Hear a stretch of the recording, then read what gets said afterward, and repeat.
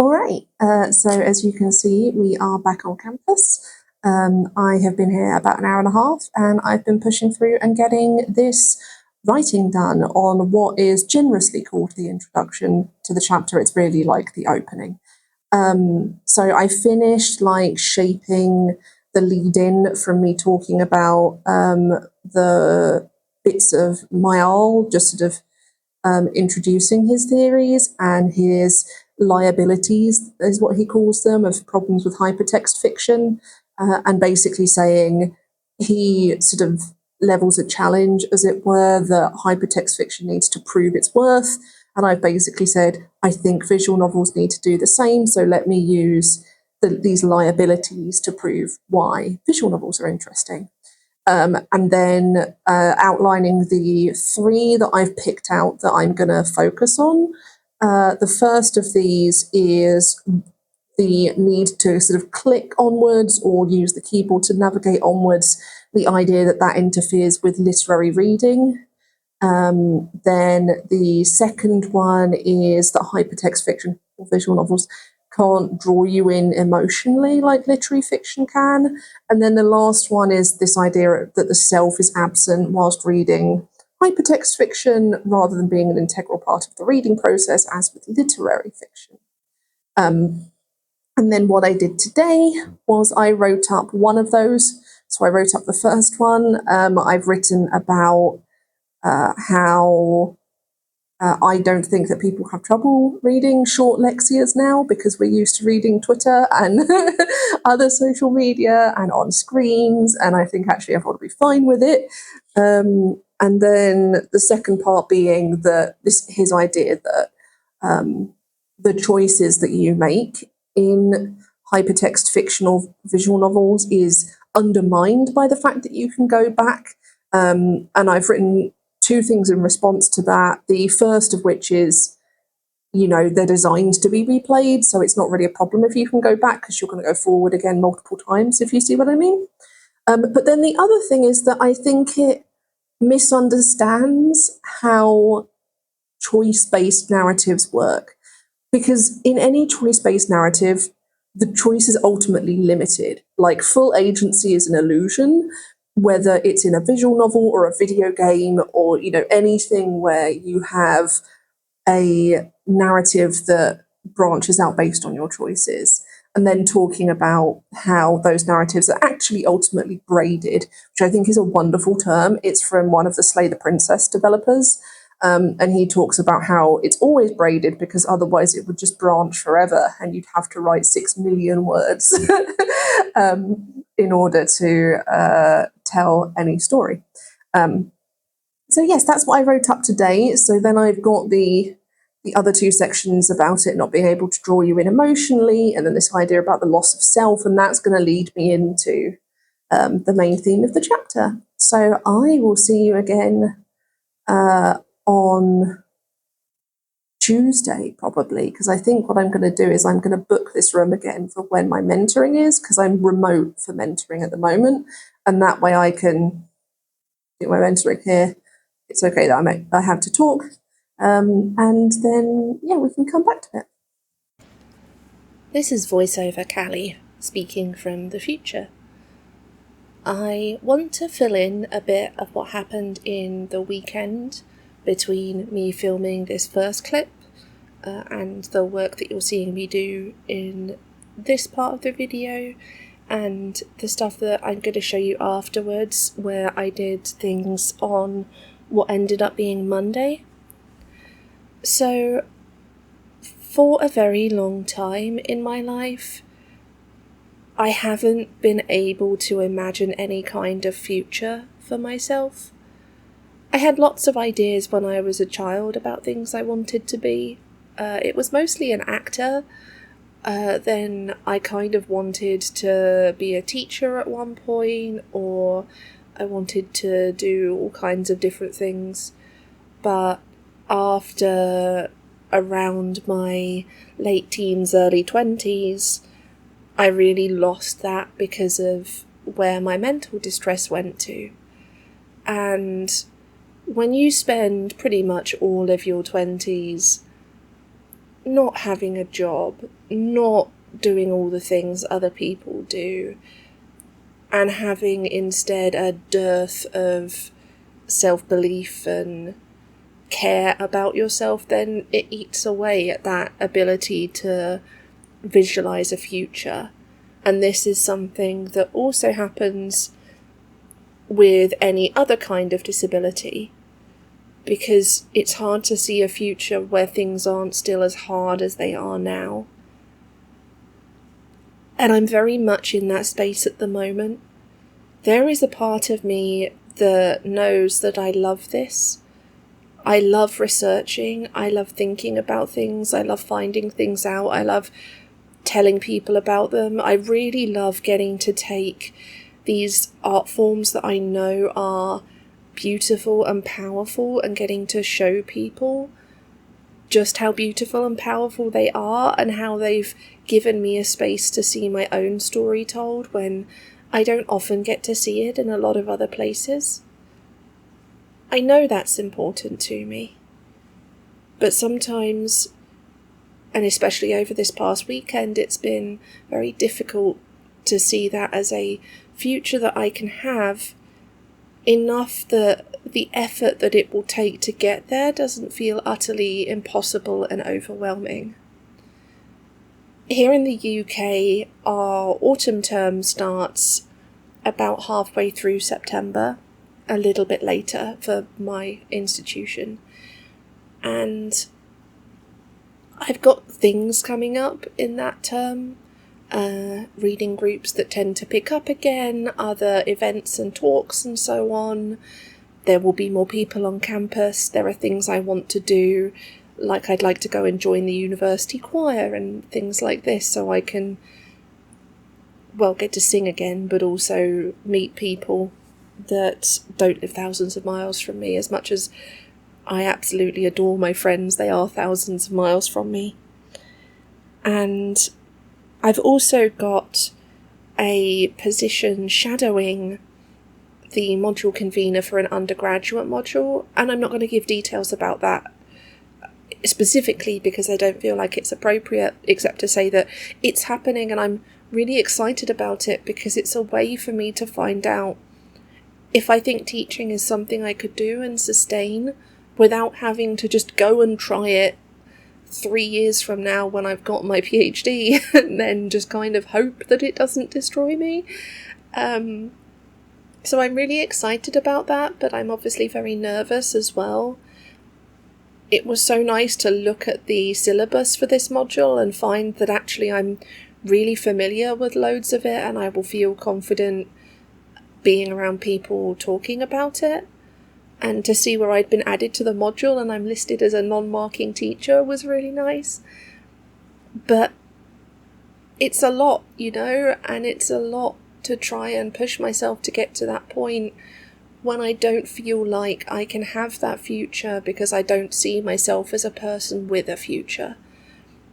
And I just wanted to sort of interject that part of my reality, because I know that sometimes when I'm talking about things, I can project a confidence that I don't necessarily have all the way through, or that I have but can't hold on to constantly. So it's hard. I'm gonna do it. I'm breaking things down bit by bit, and then I will get through them, and I am excited about the term coming up too. It's just a lot of effort to get myself through the brain weasel fog to be able to keep going sometimes. Hello and welcome to Tuesday, where the dulcet tones of Miall charging can be heard in the background. On this day, I had decided I had those 2 paragraphs left to do in this opening section, and that I wanted to focus on just one. So I focused on the paragraph about emotion and the ability or inability of hypertext fiction and thus visual novels to engage you on an emotional level. And I had decided that to do this I was going to refer back to a philosopher that I'd read in the past called Jennifer Robinson. She has an amazing book called Deeper Than Reason, which is the book that you will at point see me pulling out whilst I'm doing this writing. And it looks at all of the different theories of what emotions are, first of all, and then it takes that and looks at literature, art, and music. The reason that I find this particularly useful for engaging with this idea of Miall's is that he argues that you get distracted by the different medias that exist in hypertext fiction.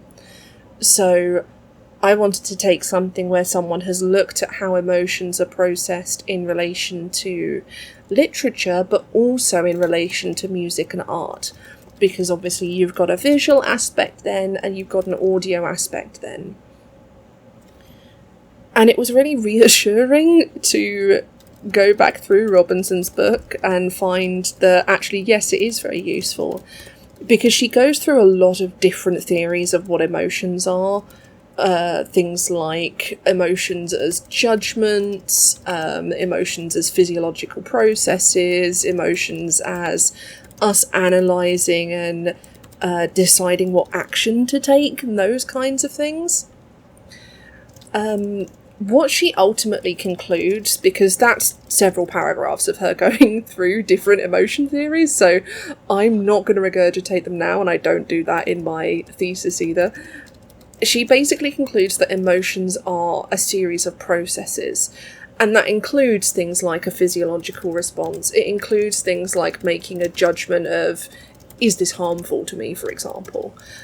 It includes all of those kinds of other theories that she talks about, and she sort of brings them together into this idea of a process. And she talks about how this process occurs in terms of literature as something that authors guide us on.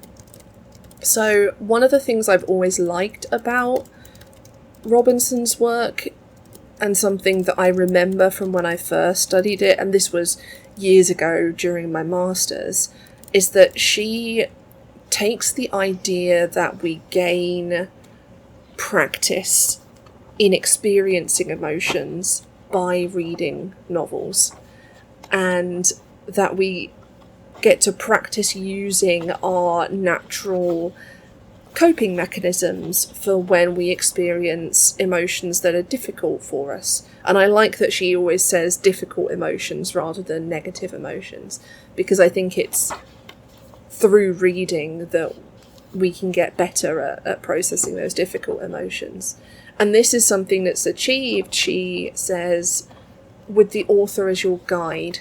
The author guides you in what coping mechanisms you might use as you go on that emotional journey. This does line up with what Miall says. It's very temporal in its idea, which goes along with what he argues, and I think it's really nice that it has this sense of a journey about it. So the question then becomes, do art and music work in different ways, right? Do they work in a way that makes it impossible to engage with that journey of self-discovery? And obviously this is going to lead really nicely into my last paragraph, which is about his argument that the self is absent. When it comes to art and music, Robinson talks about what she calls the romantic theory of expression, which is, again, brought together from a few different theories. And a lot of the time, we get very fixated on what did the artist want us to feel, or no, what the artist wanted us to feel doesn't matter at all, it just matters what we feel when we look at it. And she takes this like quite nice balanced view of the idea that the artist or the composer or musicians are guiding you towards an emotional reaction that may or may not be the same as theirs, and that they're are certain things, like she especially looks at certain aspects of music that we know make people feel sad, for example. To use some more specific musical terminology, if you have something that ends with an imperfect cadence, it will feel unfinished. You don't need to know what an imperfect cadence is to feel the unfinishedness of that music. But then when it ends on a perfect cadence, it's then going to feel better to you. So there are some things that music does and art does to an extent that are common kinds of manipulations of your listener or reader, and I mean that in a positive sense. Not it's not a bad manipulation. It's the music guiding you there.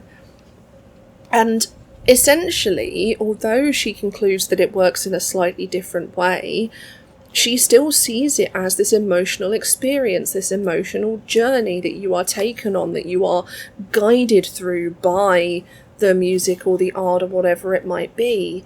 And so it's not actually that removed from literary reading at all, and it's still very temporal. So I think this kind of counters Miall's argument about temporality and the supposed absence of it. I definitely think temporality does work differently in visual novels, because visual novels are designed to be replayed, so, you know, there's a difference in temporality there, right?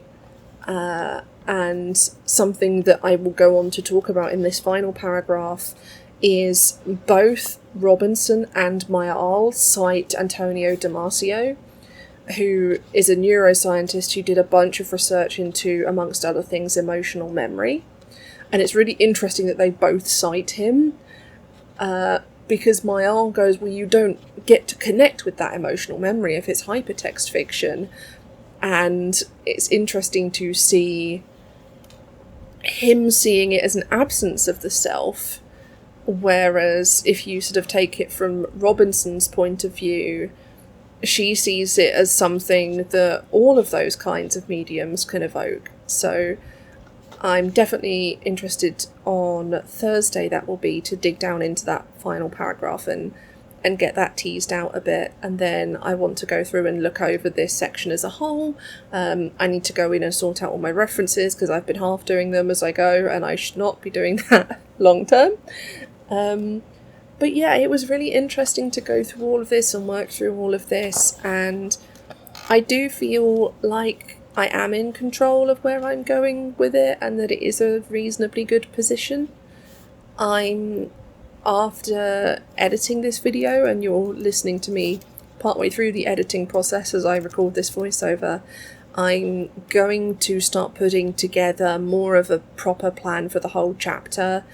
Think about where I've got this opening, the arguments I want to take us through, taking those major questions, going, okay, how do I want to answer each of these in relation to my two primary sources, and just get a proper plan down. Even if that plan then changes later on, that's fine. But really get to start looking through things and sorting them out in that sense. So yeah, I'm going to leave it there for now, and I will see you again very soon. Thank you so much for listening and for being interested in me rambling about emotions and art and visual novels and all sorts.